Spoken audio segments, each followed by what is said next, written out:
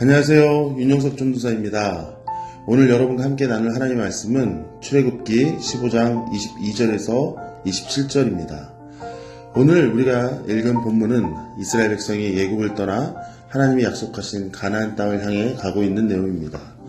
이제 그들은 430년의 노예 생활을 벗어나 새로운 출발을 하고 있습니다. 그들의 미래는 이제 좋은 일이 기다리고 있을 것 같은 희망이 가득합니다. 그들은 홍해를 건너며 하나님의 인도하심을 직접 경험하였고, 낮에는 구름기둥, 밤에는 불기둥으로 하나님이 그들과 함께하고 계심을 느끼며 그들 또한 그러한 하나님 인도하심 속에서 안도하며 이끄시는 광야를 가고 있는 것입니다. 그리고 중요한 것은 그들에게 하나님이 함께 하셨기에 그들은 미래를 보장받는 기쁨, 이제 더 이상 노예 생활이 아닌 정말 좋은 일만 기다릴 것 같은 희망을 가지고 발걸음을 옮겨 나갑니다. 그들에게 기다리는 것은 적과 꿀이 흐르는 가나안 땅이 기다리고 있었기 때문에 그들은 지금처럼 하나님과 동행하며 말씀에 순종하며 가기만 하면 되는 것입니다. 이러한 그들이 수르 광야를 걷고 있을 때 마실 물이 없어 지쳐 하나님까지 원망하는 지경에 이르렀습니다. 그런 그들에게 마라라는 곳에 이르렀는데 드디어 물을 발견합니다. 물은 그들에게 목숨과도 같은 것이기에 그들에게 물은 생명을 연장할 수 있는 아주 큰 기쁨에 가득 찼습니다. 그런데 그 물이 너무 써서 도저히 마실 수가 없었습니다. 그때 그들이 쓰다고 표현하는 것이 바로 마라 였습니다. 물을 발견할 때는 큰 기쁨에 가득 넘쳤지만 물이 쓰다는 사실을 알고 나서는 그 기쁨이 원망과 탄식으로 바뀌었습니다. 그러면서 그들은 기어코 하나님까지 원망하기 이릅니다. 여러분, 지금 이스라엘 백성을 볼 때 우리는 너무한 거 아니야 생각하고 있을지 모르겠지만 우리의 모습은 어떻습니까? 우리도 지나온 세월을 돌아보면 하나님의 은혜라고 고백하며 하나님의 인도하심 가운데 큰 기쁨을 누리기도 하였지만 당장 눈앞에 보여지는 현실과 녹록지 않은 상황들을 마주할 때 그동안 하나님이 보여주시고 인도해 주셨던 은혜를 보지 못한 채 한순간 하나님을 원망하고 있는 우리의 모습은 아니었습니까?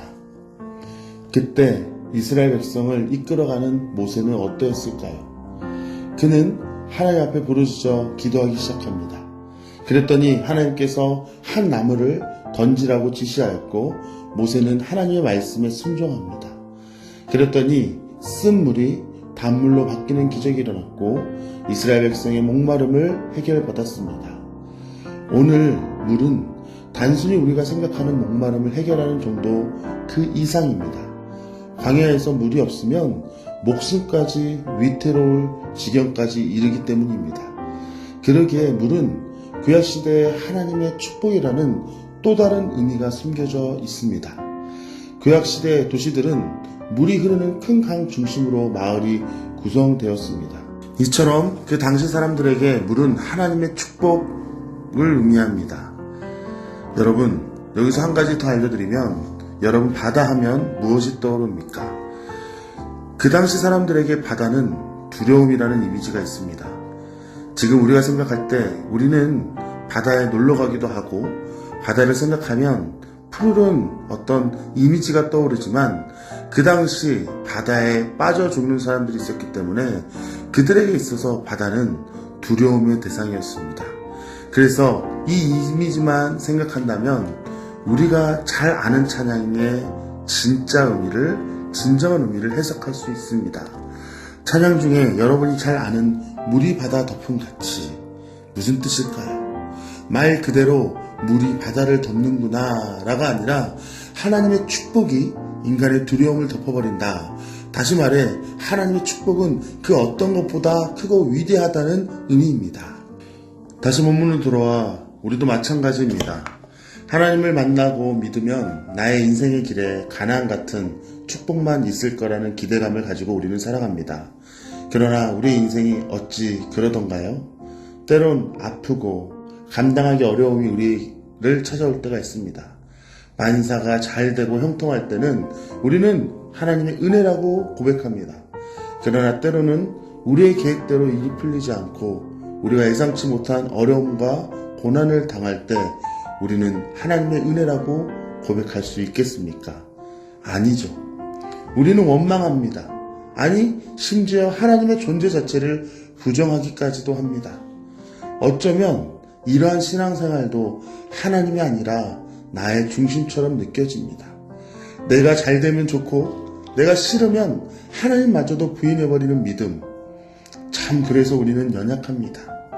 오늘 이스라엘 백성의 모습이 곧 우리의 모습이고 우리의 연약함을 잘 보여주고 있는 본문입니다. 그때 모세는 상황이 아닌 하나님을 바라봅니다. 본문 25절입니다. 모세가 여호와께 부르짖었더니 여호와께서 그에게 한 나무를 가리키시니 그가 물에 던지니 물이 달게 되었더라. 모세는 눈앞에 펼쳐진 환경이 아닌 하나님을 찾았습니다. 그리고 모세는 하나님께 부르짖었습니다. 그 부르짖음은 원망의 부르짖음이 아니라 하나님께 문제의 답을 찾는 태도입니다. 그리고 그는 하나님의 말씀에 다시 한번 순종함으로 나아갈 때 쓴물이 단물로 바뀌는 기적이 일어난 것입니다.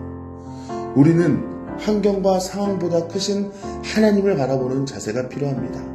바로 저는 이게 믿음이라고 생각합니다. 하나님을 믿는 것은 문제보다 상황보다 하나님의 일하심을 바라보는 자세, 이게 바로 믿음인 것입니다. 이스라엘 백성을 출애굽시킨 하나님, 그리고 그들을 인도하시는 하나님, 그리고 그들을 지키시고 보호하시는 하나님, 때론 눈앞에 보여지는 상황과 환경이 우리를 두렵게 하여도 우리에게는 임마누엘의 하나님이 계시다는 사실을 잊지 않고 믿음의 태도를 보여야 합니다. 어떤 태도입니까? 그 정답은 바로 오늘 본문의 하나님의 말씀 그대로입니다.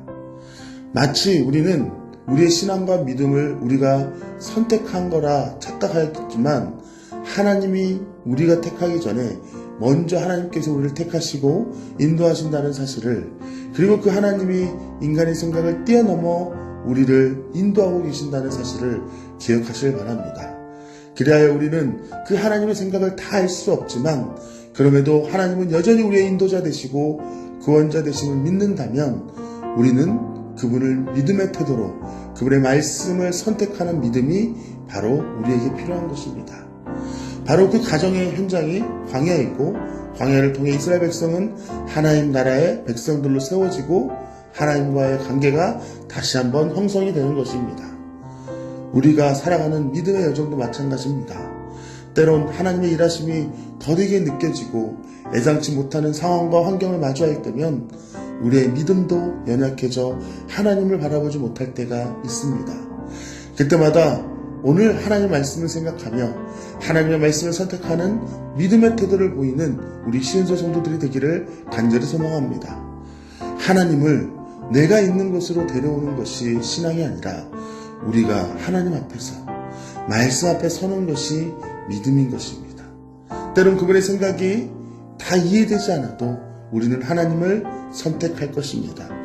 오늘 하나님은 이러한 우리들에게 변함없는 사랑으로 함께 하실 것입니다. 예레미야가 3장 33절에 주께서 인생으로 고생하게 하시며 근심하게 하심은 본심이 아니시로다. 그리고 예레미야 29장 11절에 여호와의 말씀이니라. 너희를 향한 나의 생각을 내가 아나니 평안이요 재앙이 아니니라. 너희에게 미래와 희망을 주는 것이라. 오늘도 우리를 향한 하나님의 사랑, 그리고 우리를 변함없는 사랑으로 인도하시는 그 하나님의 인도하심을 믿으며 주님의 말씀을 선택하는 저와 여러분이 되길 소망합니다. 우리 주님은 오늘도 그리고 앞으로도 우리와 함께 하실 것입니다. 우리가 그 믿음의 눈을 들어 상황과 환경이 아닌 주님의 말씀을 붙잡으며 오늘도 한 걸음 한 걸음 나아가는 시은서 교회 성도들이 되기를 간절히 소망합니다. 우리 함께 기도하겠습니다. 살아계신 하나님 감사합니다. 오늘도 말씀으로 시작하게 하시고 말씀을 통해 하나님이 우리를 얼마나 사랑하시고 또한 변함없는 사랑으로 우리를 인도하시는지 다시 한번 깨닫습니다. 우리는 연약하여서 때로는 우리의 뜻대로 우리의 생각대로 예상치 못한 가난과 고난을 겪게 되면 흔들리는 연약한 우리임을 고백합니다. 그럼에도 불구하고 우리를 포기하지 않으시는 그 하나님의 사랑의 강건함에 말미암아 오늘도 우리가 주의 자녀로서 살아갈 수 있음을 고백합니다. 오늘 우리가 믿음의 눈을 들어 주를 바라보게 하여 주시옵소서. 때론 상황과 환경이 나를 두렵게 만들지만 그 상황 넘어, 문제 넘어, 환경 넘어 크신 하나님을 바라보며 오늘도 그 하나님의 말씀, 그 약속을 붙잡으며 나아가는 우리 시은서교회 성도들이 될 수 있도록 좀 인도하여 주시옵소서. 그러기에 우리의 삶에 주님이 필요합니다. 주님, 우리 삶 가운데 인도하여 주시고 우리 또한 주님과 함께 동행하며 오늘도 믿음의 발걸음을 한 발짝 한 발짝 나아가는 우리 시은서교회 성도들이 될 수 있도록 주님 인도하여 주시옵소서. 각자 상황과 환경이 다 다르지만 그 상황과 환경 속에서도 우리가 말씀을 붙잡는 지혜와 명철함을 허락하여 주시고 오늘도 믿음으로 걸어가는 주의 백성들이 될 수 있도록 주님 인도하여 주시옵소서. 그리하여 이 마지막 때에 하나님 말씀에 순종하여 하나님이 주신 기쁨을 누리며 그 기쁨과 평안함을 가지고 살아가는 저희들이 될 수 있도록 주님 인도하여 주시옵소서. 감사를 드리며 예수님의 이름으로 기도드립니다. 아멘.